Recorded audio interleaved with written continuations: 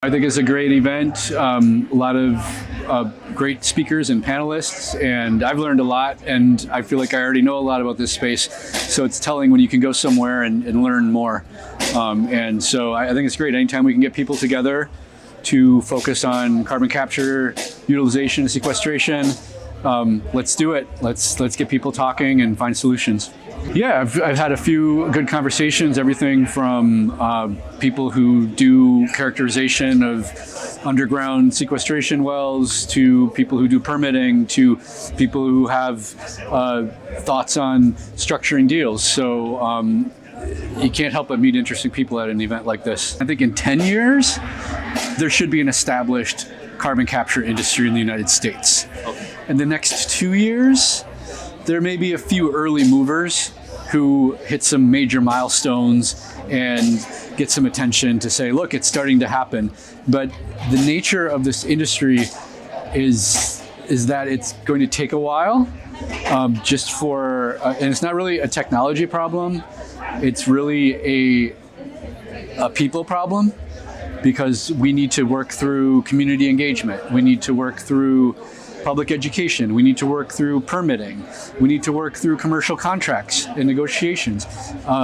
We're building a brand new market, and it's very complex. So I think that is the big hurdle that we face right now, is just working through all of these people problems and finding solutions, creating precedents, getting some points on the board, and just the nature of this heavy industry. You know, it's probably a few years before you start to see large amounts of capital really going into this space. And then it's a few years to build the facilities and get them operational.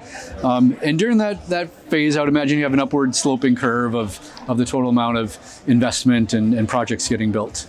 But so I would say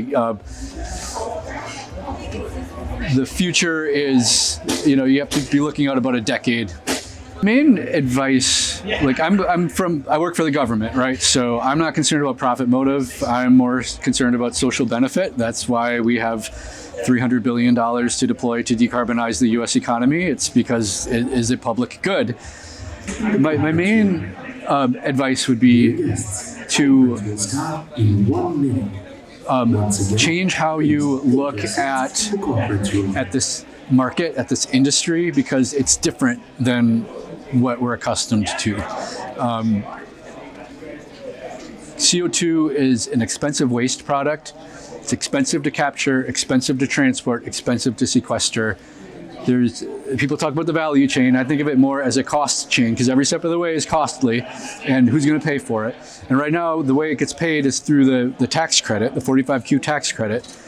And that is inherently limited. That limits the cash flow available to the upstream capture facility. And that same cash flow has to be used to pay for the transport and pay for the sequestration.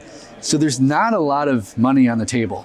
So my advice to the private sector is you need to recognize that and need to come to the table with that in mind, that this is going to be a higher risk, lower IRR investment. But you need to be willing to step forward and make the investment, be an early mover, get the experience, and hopefully you find ways to increase your rates of return in subsequent projects. But we need people to come to the table and get these first several deployments out on the street. So I think that's the main thing, is just to understand that this industry is different than, like if you think of a pipeline, a lot of it is moving oil and gas, where you have a valuable commodity at the end of the pipe that you can make money off of. CO2 is not that way right now. So you need to look at it realistically and change your risk appetite and your return expectations accordingly.